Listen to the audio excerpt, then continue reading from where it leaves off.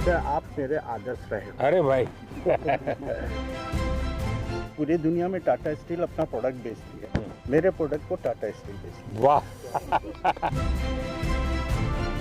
बहुत ज़्यादा डेवलपमेंट हो रही है, वो तो हाँ। आपकी वजह से हो रही है। और मुझे नहीं लग रहा कि ये सब चीज़ें किसी और प्राइम मिनिस्टर की वजह से नहीं, जम्मू कश्मीर के नौजवानों में बहुत ताकत है भाई।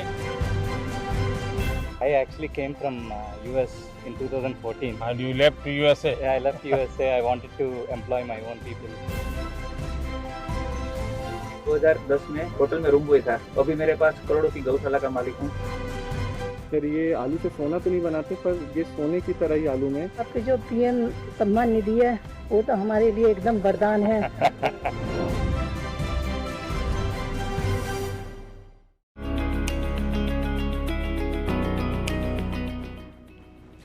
राम राम। हरियाणा के हिसार जिले का हूँ जी मैंने काबली चना बोने से खेती शुरू की जी। तो पहले ये थोड़ी कितने साल पहले किया आपने? 4 साल हो गए जी। अब 10 क्विंटल प्रति एकड़ से पैदावार मिलती है मेरे काबली चना की। कुछ तो क्रॉप ऐसा है कि जिसके बीच में भी डाल दे तो भी दलहन होता है। हाँ। तो एक अतिरिक्त कमाई होती है, थोड़ी मेहनत पड़ती है। तो और भी किसानों को लगता है कि हम भी दलहन की तरफ चलें, अपनी जमीन फिर से जिंदा हो जाए। हाँ लगे हैं जी, ऐसा सोचते हैं। मैं ये बताता हूँ किसानों को कि भी हम दलहन की फसल चना की बोएंगे तो हमें ये फसल तो मिलेगी, और अगली फसल के लिए भी चना हमारी ज़मीन में या अन्य दालों वाली फसलें कोई भी और हमें हमारी ज़मीन में नाइट्रोजन छोड़ती है, तो अगली फसल भी अच्छी होती है। जीवन में ऐसा पहला मौका मिला है कि हम प्रधानमंत्री से मिले हैं। बड़े अच्छे प्रधानमंत्री हैं, किसान से और एक साधारण आदमी तक वो लगाव रखते हैं। और मैं किसान उत्पादक संगठन अभी देख रहा हूँ सर, मैं उसमें सीए हूँ और मैं खेती भी करता हूँ दाल की। हमारे 16 बीघा जमीन है घर की, मैं चना करता हूँ जी। और हमने महिलाओं के 20 महिलाओं का ग्रुप बना रखा है गाँव में, तो हम उनसे चना लहसुन पापड़ ये बना रहे हैं, क्योंकि हमारे जो ऑडियो पे उसमें लहसुन। अच्छा, वहीं पर उसका आपका प्रोडक्ट भी कर लेते हैं? हाँ। तो किसी प्रोडक्ट का नाम रखा है कि जो हमारा गाँव दुगारी है सर, उसी के नाम से हमने ब्रांड नेम रखा है दुगारी वाले। अच्छा। हाँ, चना लहसुन पापड़, दुगारी वाले चना लहसुन पापड़। तो लोग ले जाते हैं? जी सर, हमने है ना, एक तो जैम है, गवर्नमेंट होटल है जैम, उस पर रजिस्टर है, तो सर आर्मी वाले सर उसमें खरीदते हैं। तो पूरे राजस्थान में मालूम है तो ये सर ऑल इंडिया में सब बिक रहा है सर। अच्छा। हाँ। और भी लोग बनाते हैं क्या? लेके आते और भी सर बनाते होंगे सर। हमारे जो किसान की महिलाएं हैं, ये आप सबको खिलाना पड़ेगा। हाँ बिल्कुल सर, बिल्कुल। रोंगटे खड़े हो गए थे हमारे कि असर से कैसे मिलेंगे। और जैसे वो आए तो एकदम उनकी चमक देख के हम शब्द नहीं है कि क्या बोले, अब एकदम अलग था वो मोमेंट। दलहन की खेती करता हूँ जी मैं 2013-14 से 1 एकड़ से स्टार्ट करके 13-14 एकड़ तक मैंने चने की खेती की जी। हाँ। पहले 1 एकड़ पे चना किया, बाकी जगह पे दूसरा कर रहे थे। हाँ जी, दूसरा। अभी धीरे आपने इसको बढ़ा दिया। वो मैंने 13 से 14 एकड़ पे ले आया जी मैं। हाँ। और आपकी आय में क्या फर्क हुआ? आय में तो जी अच्छी क्वालिटी के बीज चुनते गए साल दर साल, और पैदावार बढ़ती गई। जो शाकाहारी लोग हैं उन लोगों को तो दलहन से ही प्रोटीन मिलता है। तो ऐसी स्थिति में आपको लगता है कि जब आप दलहन करते हैं सिर्फ अपने जेब भरते, ऐसा नहीं, आप समाज का भी बहुत बड़ा भला करते हैं। अभी हमारे खेत तो छोटे छोटे हैं, जोत बहुत छोटी होती है, और उसके कारण कुछ भी प्रयोग करे तो बेचारा अकेला पड़ जाता है। लेकिन मान लीजिए आपने 200 किसान इकट्ठे हुए और तय किया कि भाई हम 200 किसानों की जितनी जमीन भी है, 400 बीघा 500 बीघा जो भी है, एक या दो जो भी चीज तय करे वही करेंगे, और फिर उसका बड़ा मार्केटिंग करेंगे। ऐसी तो क्या उसको किसानों को ज्यादा लाभ होता है? बिल्कुल होता है सर। हम लगभग 1200 एकड़ में रेसिड्यू फ्री फार्मिंग कर रहे हैं काबुली के ऊपर। तो जो पहले वो जो माल बेच रहे थे उनसे उन्हें काफी फायदा। यानी सब किसान अब मान गए हैं, उसके कारण आपको मेहनत भी कम पड़ती होगी, क्योंकि हमने एक ऐसा सिस्टम बना दिया। बीड जिले से। कहाँ से? बीड जिला। वहाँ तो पानी की दिक्कत रहती है। इसलिए आपने जो अभी धन धान्य की योजना चालू की है, इसलिए आपका बहुत सारा शुक्रिया। चलिए, धन्यवाद। अब जैसे हम मिलेट के लिए लगे हैं सब जगह पे, जो पुरानी हमारी परंपरा थी, बाजरा हो, ज्वार हो, ये सारी चीज़ें, अब दुनिया में बहुत बड़ा मार्केट हो रहा है। और जहाँ पानी नहीं है ऐसी भूमि पर भी किसान अपनी कमाई कर सकता है। मिलेट भी बने। हाँ, मिलेट भी करते हैं। क्या क्या करते हैं उसमें? बाजरा है, ज्वार, बाजरा, ज्वार है। भगर, रावे, नाचनी, ऐसा वो अभी भी खाते हैं लोग? खाते हैं ना, अच्छा। सब खाते हैं। और इसी के साथ साथ जब हम कस्टमर को देते हैं, बॉम्बे में है, उन्होंने बातचीत इतनी की और ऐसा लगा कि ये कोई प्रधानमंत्री नहीं है, हमारे घर के आदमी है। हमारे तरफ मैं अरहर की खेती करता हूँ। युवाओं को मैं बोलूँगा कि आप इसमें इंटरेस्ट दिखाइए, किसानों का भी फायदा होगा, आपका भी एज ए बिजनेस चॉइस रही। मैं एक समूह से जुड़ी हुई महिला हूँ।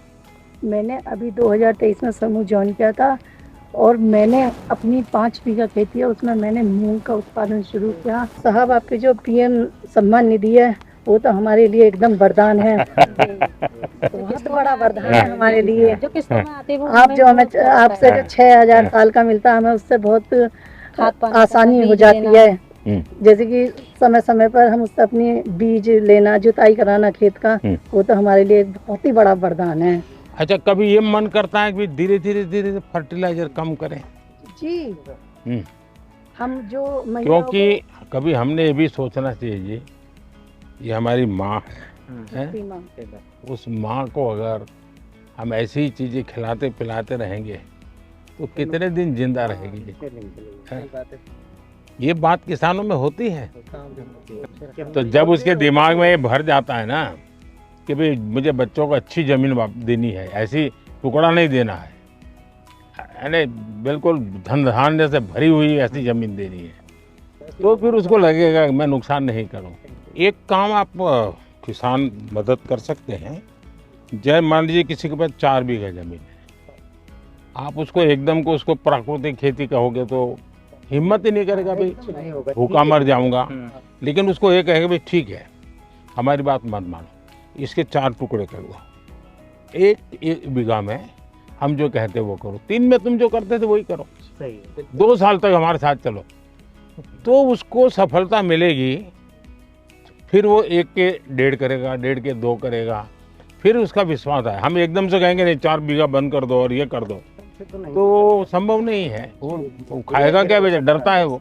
मैं चने और मसूर और उड़द की खेती करता हूँ सर, और वैसे तो ज़मीन कम है मेरे पास, 2 एकड़ है, ज़्यादा नहीं, पर थोड़े थोड़े 100 में सर मैं कर लेता हूँ। देखिए, किसान 2 एकड़ में भी मिरेकल कर देता है।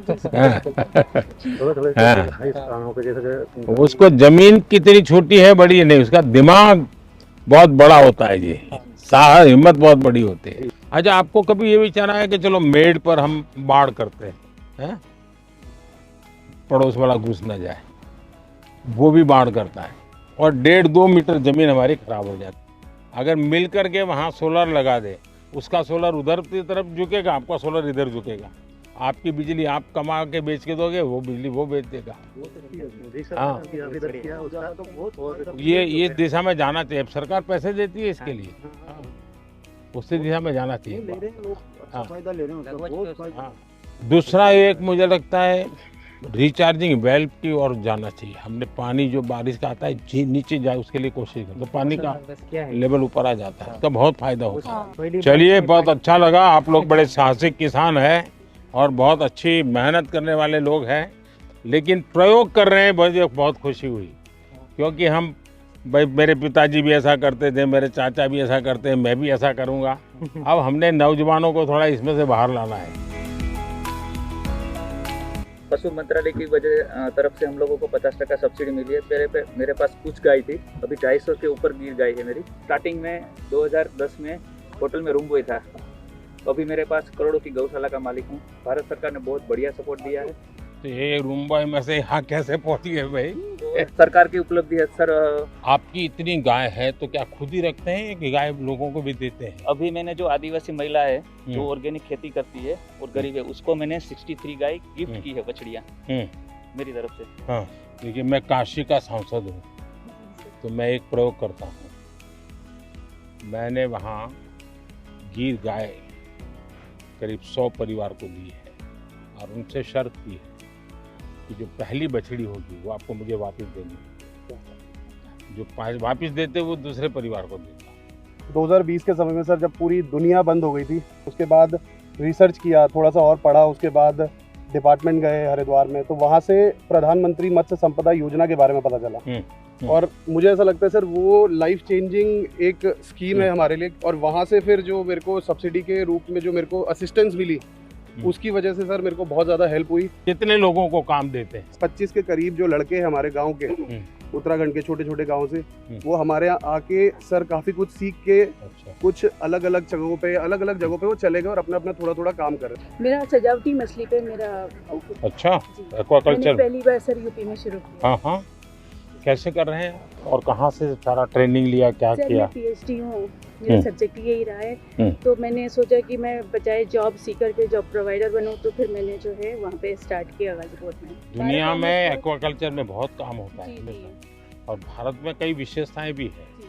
हमने उस तरफ ध्यान दिया तो बहुत बड़ा मार्केट है। प्रधानमंत्री मत्स्य संपदा योजना एक स्टार्टअप फार्मर्स के लिए बहुत बड़ी होप है। आपका जो सपना है कि गांव अगर समृद्ध होगा तो देश समृद्ध होगा, तो मैं सरायकेला में हाथीमारा गांव में वहाँ पे 125 गरीब जनजाति और हो जाति फैमिली को अडॉप्ट कर लिया और वहाँ पे मेरा इंटीग्रेटेड फार्मिंग का हमने आयाम चालू। आपकी पढ़ाई भी इसमें हुई या पहले से कहीं ट्रेनिंग ली? कैसे मन कर गया इसमें? सर आप मेरे आदर्श रहे। अरे भाई आपने देश को आह्वान किया था कि जॉब सीकर की जगह पे जॉब गिवर बनो। पूरी दुनिया में टाटा स्टील अपना प्रोडक्ट बेचती है, मेरे प्रोडक्ट को टाटा स्टील बेचती है। वाह बढ़िया।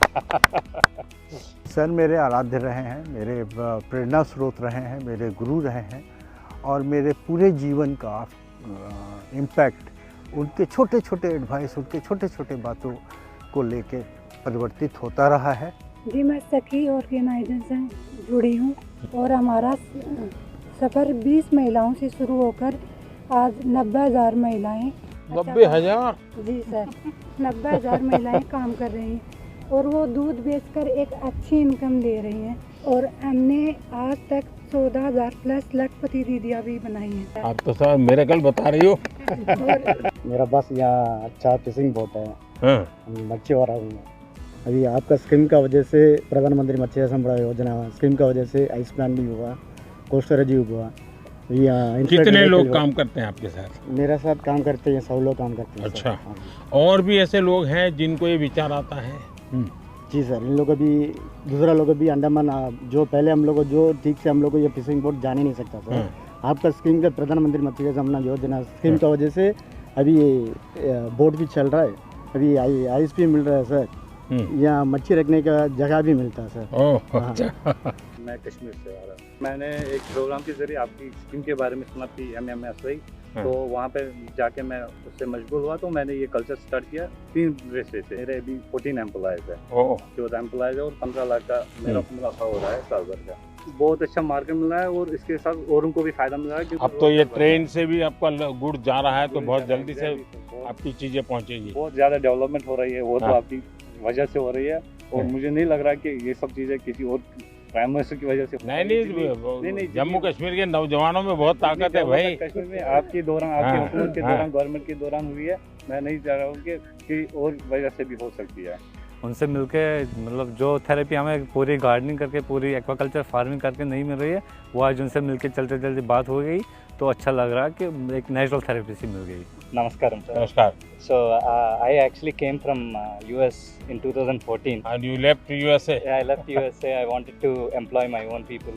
And I started with small 10-acre farm, shrimp farming. Now I'm doing 300 plus acres shrimp farming. On top of that, I'm having hatcheries.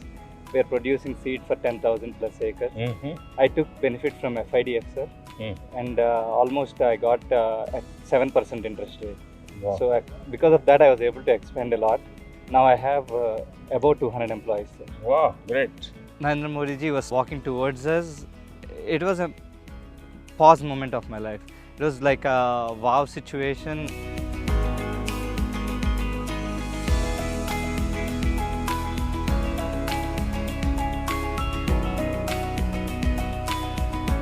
नमस्ते भाई।